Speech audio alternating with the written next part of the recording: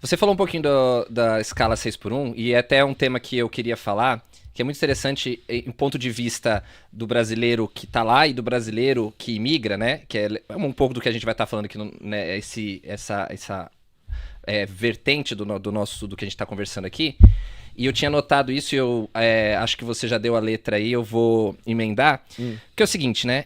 Eu percebo que essa é uma discussão, né? Que até tá voltando agora, acho que agora voltou às atividades legislativas agora depois do recesso, né? Sim. E eles voltaram a entrar em pauta esse assunto, certo? Pelo que eu entendi era isso. O que que acontece? O brasileiro, ele trabalha com... o brasileiro está reivindicando nessa pauta que tenha uma escala de trabalho menor.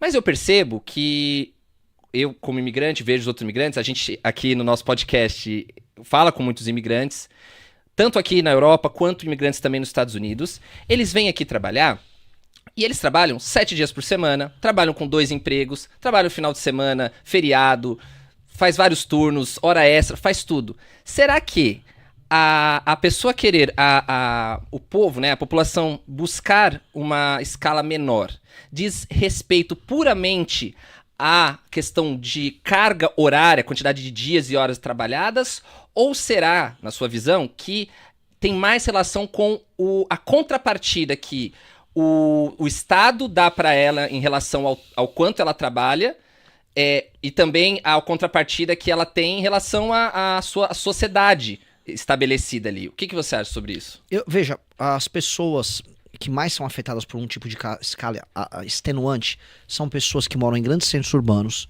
que moram longe das regiões mais centrais e são obrigadas a pegar vários transportes até chegar no seu trabalho e depois voltar. Tem gente em São Paulo, isso é normal, que gasta 2 horas e meia para ir e 2 horas e meia para voltar no trabalho, com um ônibus lotado, quente, um metrô lotado, um metrô quente, no verão isso é um inferno, a pessoa não fica com a família, a pessoa vai, faz tudo isso e ganha R$ 3.500 no mês. Uhum, Vale a pena, isso não é vida. Essa pessoa tá vivendo uma espécie de uma escravidão moderna. uhum. Eu concordo com isso. O que eu quero falar pra essa pessoa, e é muito difícil falar, porque eu posso falar pra ela, virar e falar assim, meu querido amigo, é porque o seu patrão, o dono da padaria que você trabalha, está te roubando. O dono da padaria não está te roubando. Não é simples assim, Não é né? simples assim. Entendeu? Você vive num país muito pouco produtivo, em que o seu trabalho não é recompensado. Isso se dá por muitas razões. Por muitas escolhas erradas que todos nós fizemos no Brasil. E não é assim, numa canetada, que vai resolver. Uma dica que eu vou dar é: a gente pode até não se desgastar e eu ficar quieto sobre esse assunto como pré-candidato a presidente. Eu posso ficar quieto. Porque o Flávio Bolsonaro vai ficar quieto. Isso se não votar a favor. Isso se não votar a favor. Ele vai ficar quieto. Ninguém vai fazer campanha contra. Eu posso só dar uma de oportunista. E dar uma dica, eu posso dar uma de oportunista e falar, ó, grande conquista, vocês reduziram a carga semanal de trabalho, porque o projeto prevê isso, é uma redução da carga global de trabalho e, né, estabelecer uma escala máxima ali de dias consecutivos. Beleza, galera, vocês ouviram isso, é um caminho.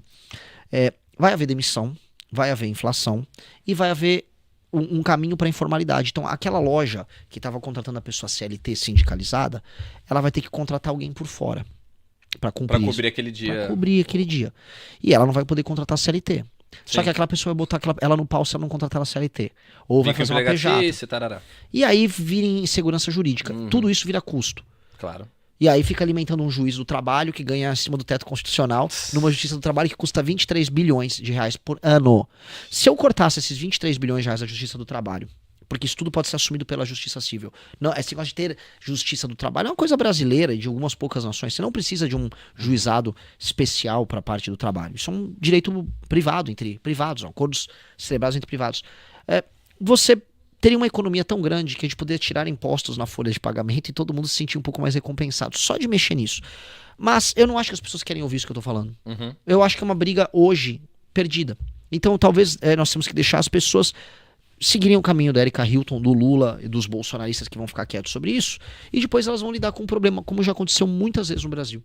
Muitas vezes. As pessoas querem historinhas pra contar, querem uma historinha bonita. As pessoas acreditam nisso. E aí eu não sei, eu juro pra você assim, eu sei o caminho, eu olho pra isso, eu fico triste, não vou mudar minha posição, eu não vou adotar essa posição cômoda, vou perder os votos porque eu vou manter o que eu acho, vou manter o que eu penso, mas É triste. É triste. Porque as pessoas olham, e o que é um ponto? As pessoas olham pra Coreia do Sul e falam, nossa, a Coreia do Sul é um país incrível. A Coreia do Sul é um país sensacional. Até os anos 90, a legislação trabalhista da Coreia do Sul, e inclusive a legislação sobre sindicatos, ela era muito clara e muito simples. Uma geração inteira trabalhou bastante e subiu os níveis de vida dela absurdamente. Depois até vieram legislações que garantiam mais direitos sindicais, por exemplo. Mas mesmo assim, até hoje a legislação trabalhista na Coreia do Sul ela é muito mais aberta, muito mais simples do que a brasileira. Os coreanos vivem o resultado de terem tido um mercado de trabalho mais aberto e mais competitivo. A China vive também. A China não tem sindicato, a China não tem nada. A China, o mercado é super livre e um trabalhador chinês está vivendo melhor do que o trabalhador brasileiro.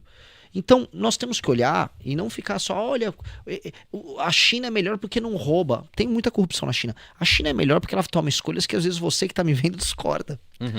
E os trabalhadores chineses não estão reclamando porque eles estão ganhando mais dos trabalhadores brasileiros. Mas, eu volto a colocar, é um daqueles temas que o brasileiro ainda está iludido. E acontece, né? É um tema que a esquerda está vencendo. Sim.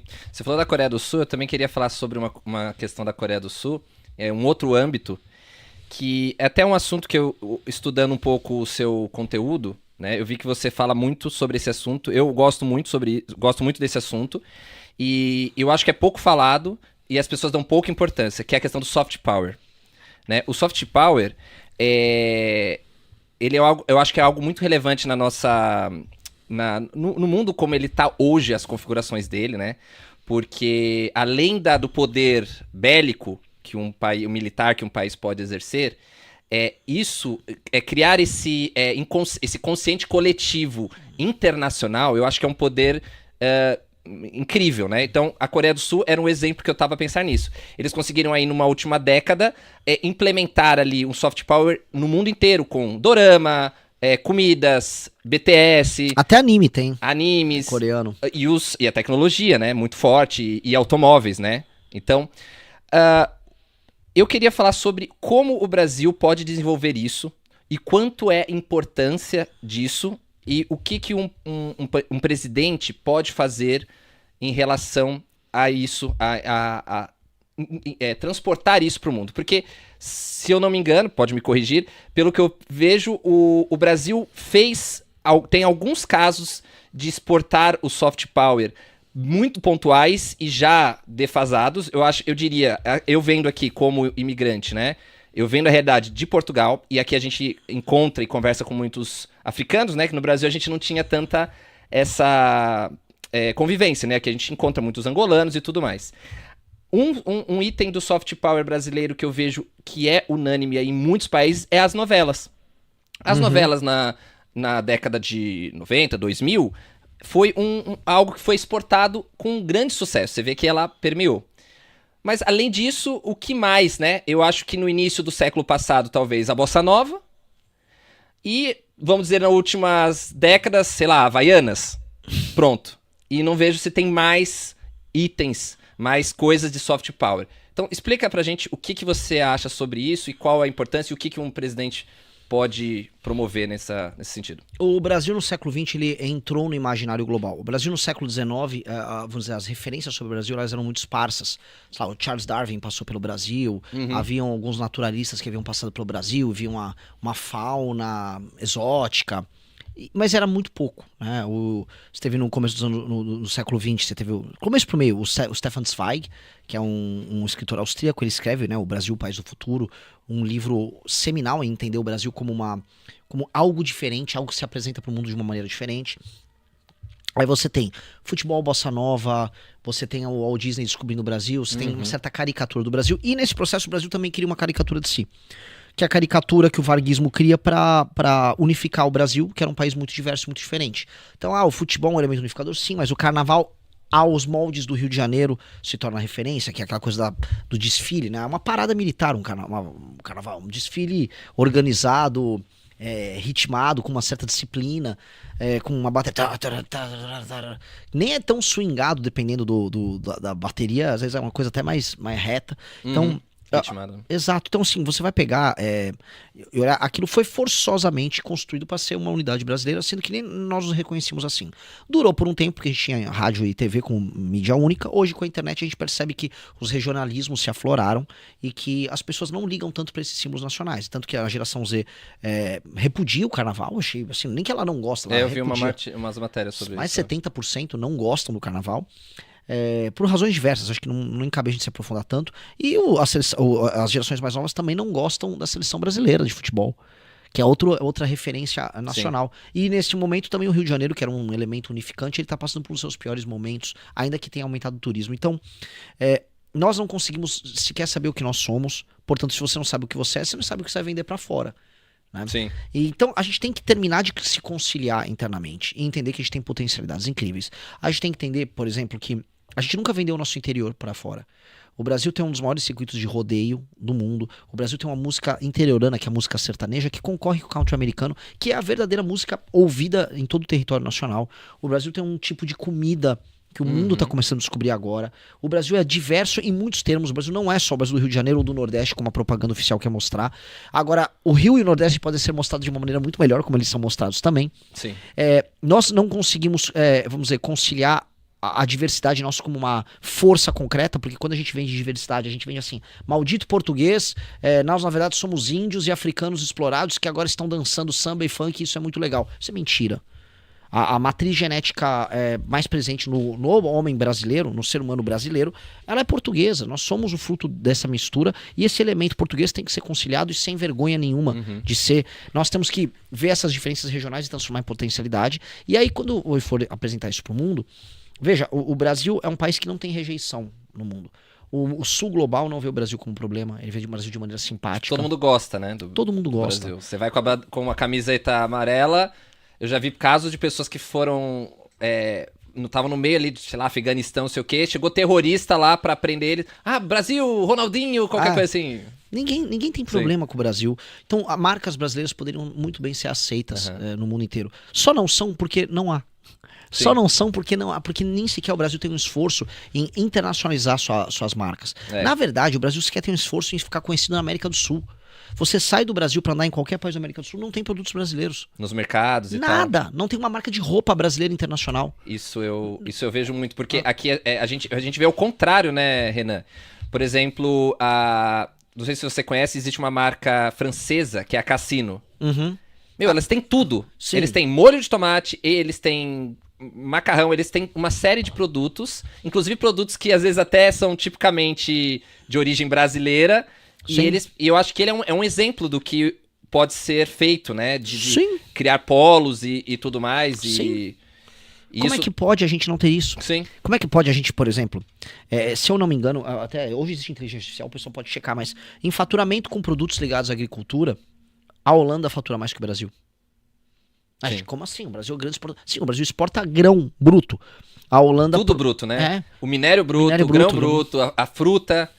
Então, a gente não consegue processar os nossos produtos e nesse processamento você, até em termos de cubagem, porque você vai pegar um container, se você pegar um container de um produto processado com valor agregado, naquele container vai mais dinheiro, é um barco carregando mais dinheiro dentro. Mesmo metro cúbico ali tá mais valorizado, claro. E a nossa cubagem é uma cubagem de produto, né, barato. A gente enche um navio cargueiro com produtos de baixo valor agregado. Exatamente. Okay. Então, isso é uma escolha.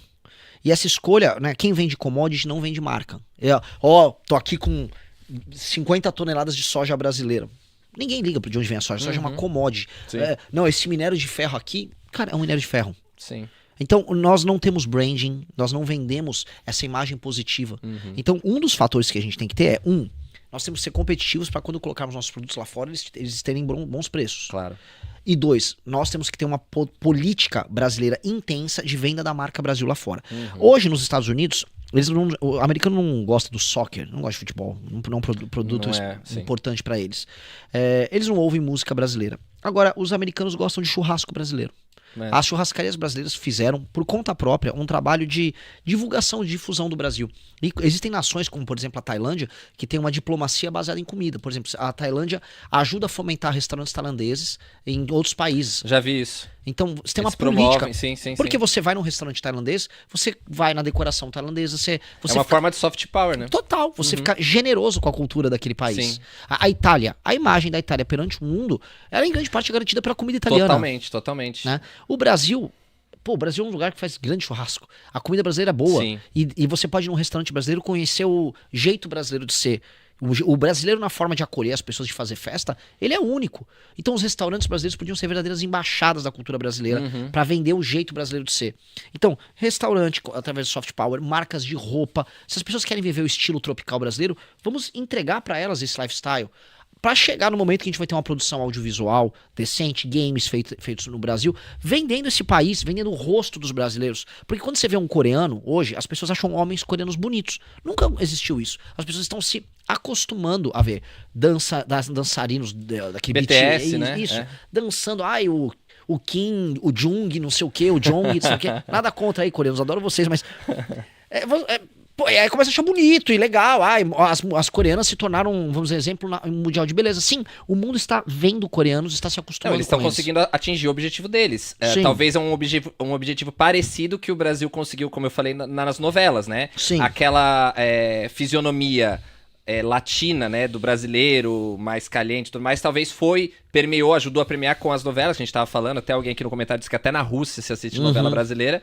Talvez os coreanos estejam conseguindo agora com os doramas e com as séries e o BTS, né? Sim. E foi interessante que você falou de comida, e eu estudei um pouquinho, vi um pouquinho do que você fala e tal. Eu até vi que você falou, fez um Reels agora aqui em Portugal mesmo, do ovo maltine. Né, a diferença do ovo maltine lá do Brasil e daqui. E a questão da comida como soft power é muito interessante porque eu estive a pesquisar, e aqui em Portugal tem bastante, ainda não é o maior país, mas isso assim, é ridículo o gap entre o Brasil e Portugal um pouco mais, mas a Itália, que é o quê? O soft power no que diz respeito à comida... algo que se chama, eu não lembro se no Brasil tem essa sigla, mas aqui tem uma sigla chamada DOP, que é Denominação de Origem Protegida. Sim. Isso é muito interessante. Eu estava estudando sobre isso e, na verdade, você tem o produto e tem a geografia, ok? Juntando esses dois, a Itália tem mais de 800 itens. Portugal tem aproximadamente 80. Sabe quantos tem o Brasil? Nem sei. 20 e poucos. 20 e poucos. Pois okay. bem. Tipo assim, a cachaça, ok?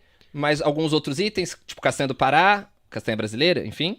Tipo, 20 e poucos itens. Olha o quanto o Brasil não pode chegar. A Itália, praticamente tudo é DOP quase, entendeu? Sim. Eles desde um vinho até uma massa, um queijo, tudo. Rolou agora com o parmesão, né? O mundo não pode mais usar, o Brasil não pode mais falar, eu tô vendendo esse parmesão. Não, parmesão é da região de Parmigiano Reggiano. O Parmigiano Reggiano, exatamente.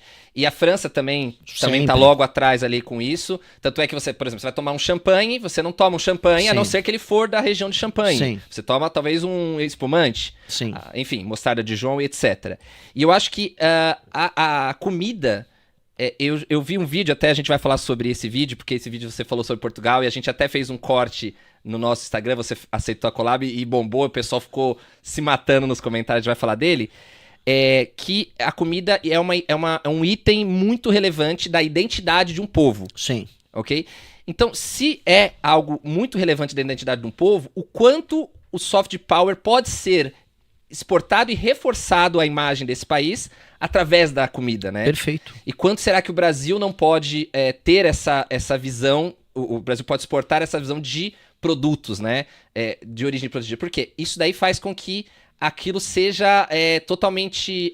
essa proteção faz com que aquilo tenha um toque de exclusividade. Mas com certeza. Né? Eu acho que isso traz uma questão que pode ser muito explorada, né? Olha, quando você paga mais caro por um produto porque ele é italiano, você está pagando a mais por um italiano. Essa é a real. Você está pagando a mais para um italiano. Você está dando um valor a mais por ele ser italiano, por ele ser daquela região. Você está vendo um valor intrínseco lá. Se eu falar, olha pessoal, comprem esse chocolate que ele é do Vale do Jequitinhonha. Todos os brasileiros que estão ouvindo vão achar que eu estou fazendo uma piada. Né? E na verdade eu nem sei se há produtores de cacau no Vale do Jequitinhonha. Foi só um exemplo. Eu usei um nome meio indígena pra pessoa que tentaram diminuir, igual fazem piada de Quixeramobim, essas coisas. Mas o lance, assim, nós não nos damos esse valor e o mundo também não dá esse valor a nós.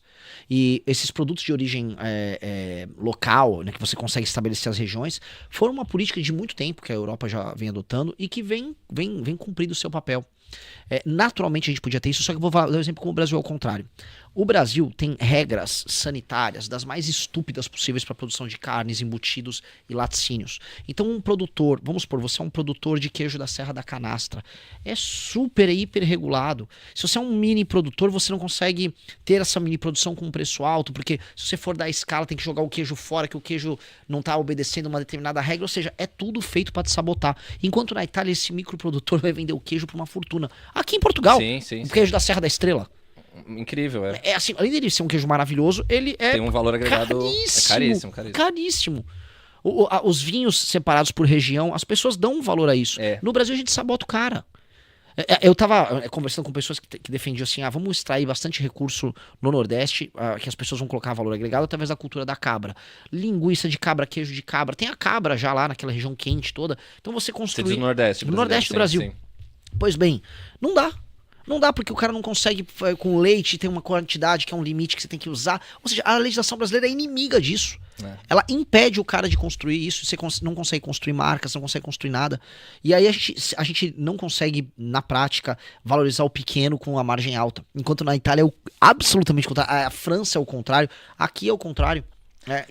Não, lá é exatamente protegido, né? É protegido como se o Estado, o governo, ou enfim, a sociedade tivesse uma atenção como se fosse a joia ali, né? Sim. Exatamente. Então eles prezam por isso. Parece que esse efeito não acontece muito no Brasil, né? Dessa proteção. É meio que ao contrário, né? É minúsculo. Sim.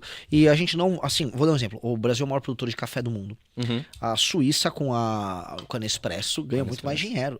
Agora, assim, a gente Starbucks e tal. Assim, a gente já perde no valor agregado para Colômbia, perde no valor agregado para Etiópia, para outros produtores globais que trabalharam o branding melhor do que o café do Brasil.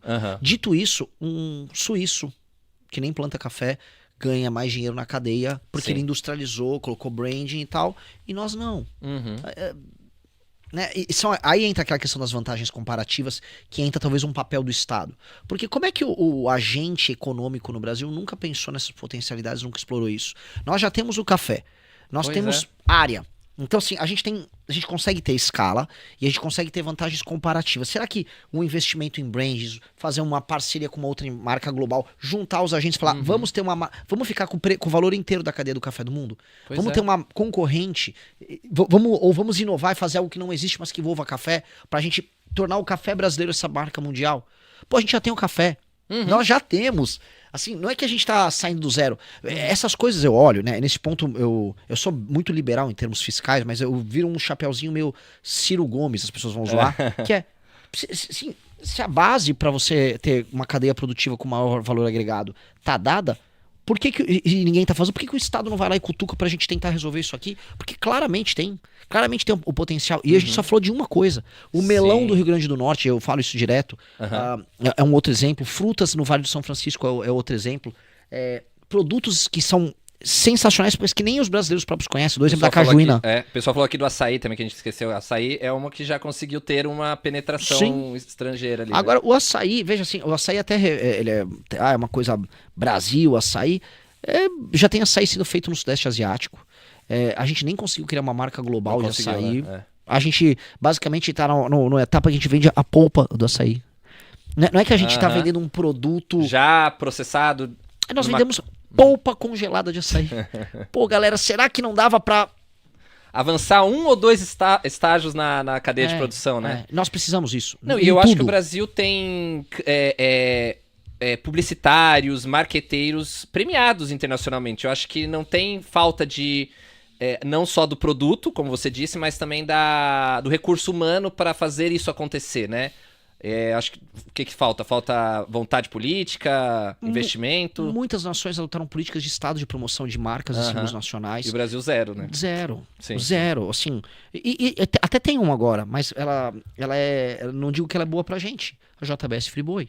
A JBS Friboi é uma empresa basicamente de 2 bandidos, que é o Joesley e o irmão dele.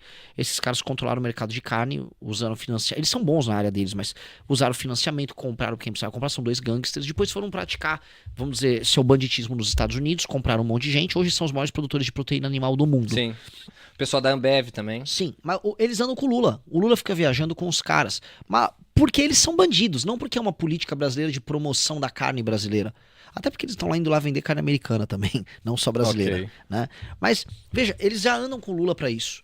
Isso tinha que ser uma política nacional, assim, olha, tá aqui essas cadeias nossas em que nós temos vantagens comparativas e que nós podemos criar marcas globais. O presidente do Brasil vai viajar pelo mundo fazendo isso. Eu já falei, eu vou fazer a diplomacia do churrasco. Como presidente da República, eu vou parar em todos os países e eu vou fazer um churrasco pros chefes de estado, pros empresários locais. O pessoal vai tomar cajuína São Geraldo, vai comer um churrasco, vamos fechar negócio nesses lugares. Os próprios líderes também têm esse papel, através da sua do seu papel como com sua diplomacia, né? Sim.